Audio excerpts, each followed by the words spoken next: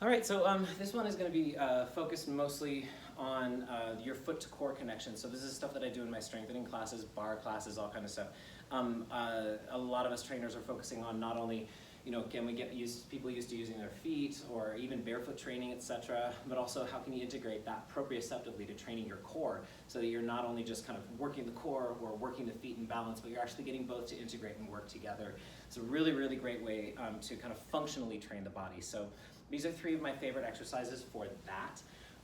So the idea is, keep in mind for this, it's just 3, it's how can you get the foot to talk to the core and the core to talk to the foot to create the movement. That's the idea behind these. So the first one is Romanian deadlift. It's a take on a Romanian deadlift, which is basically this.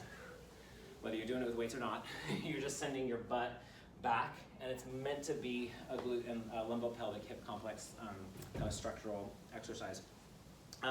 But what I do is I would add a twist and I would take it onto a balance. So the twist would come from the opposite arm reaching to the opposite leg as you do the Romanian deadlift, and if they've got the mobility, you can go elbow to the opposite foot, okay? So depending on their range of motion. You can also do it with a weight, totally up to you. The balance challenge comes in a couple of different levels. First level would be going in tandem, so one foot right in front of the other. So you would be doing your Romanian deadlift here, reaching for that opposite leg. Ooh. Oh, okay, my balance sucks today. Reaching for the opposite leg, or doing it with elbow for that increased range of motion.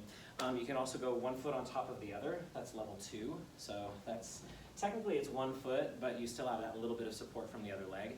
And then obviously the final one would be one-legged, and you would just go straight down and then up. So really, really great way to kind of integrate the core and try and get them to twist as much as possible by taking them into the elbow variation. That's number 1.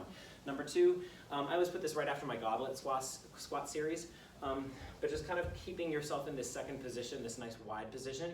You just take whatever weight you've got, as long as you can control it, and you just draw a circle. You're gonna feel the weight transference all the way around. Obviously your core has to work, and you can take that as big as you want with the weight or not. If you need to change it up, you can obviously diminish the range of motion for people who just want to use the upper body. That is a great exercise for people to be able to do. So getting the core to kind of integrate itself, but then also having that weight transference into your feet is really good too. Last one is stork pose. I love stork pose. I talk about it all the time. This one, I love doing hands on the hips, straight back. So you're going into that fully straight position, all the way back from heel, all the way through the top of the head. From here, I'm gonna press down into the ground through a relaxed foot.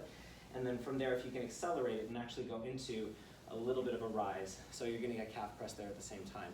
So you go down, however you wanna do it, and then just kind of pop up at the end. What I do with this one is you're gonna feel your weight transfer back as the leg goes back, so you feel the glutes working, but then as you come back in, you're gonna feel the hips kind of come underneath you, and you almost intuitively have to shift your weight forward in your foot in order to get the heel off the ground. So you're feeling that rocking happening through the foot. You're gonna feel that transference of weight. And really try and get them to think about that, because that comes from the core, but your foot has to be there to manage it. So really, really great ways to get the foot to talk to the core. If you have any other questions, or if you have any other requests for exercises that I implement in my classes, feel free to reach out. I'm always willing to kind of dole out whatever I've got or that I've found, or feel free to share some with me. I'm always loving to get more and more information, new ideas.